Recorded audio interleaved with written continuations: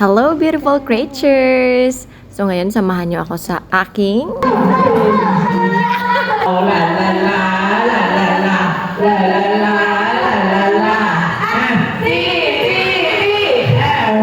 A day in my life sa bago kong school dito sa Thailand. So time now is 7:53.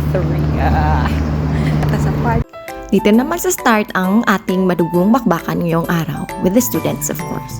Ayan, lumalakad lang ako dito guys at itong nakakuha sa aking atensyon, humandak lang mamaya pagbalik sa hapon. Alam niyo yan guys, di ba? O, tayo na at magpatuloy sa ating paglalakbayan. Dito na tayo guys sa school! Ilang tumbling lang, andito na tayo kaagad. 7:59. Dito budget guys. Guys, akala ko late talaga ako dito kasi nagsa-start na sila. Kaya pagdating sa office guys, hala, sige day, bira. Pero napatigil ako na. What is that sound for? Teacher? What is that sound for? It's just the beginning of the class, like 8:30. Oh! It's so creepy.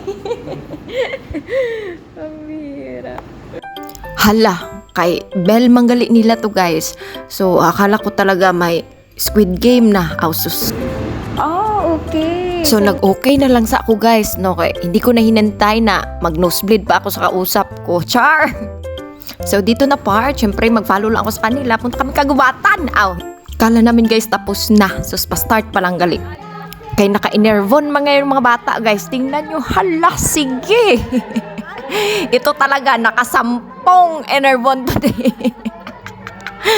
Pero isa pala guys sa napansin ko dahil government school ito, turno sila mula sapatos hanggang bag nila.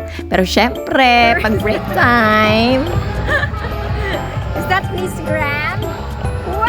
naalala ko dito yung student kong si Rocky dyan sa Palawan. Rocky!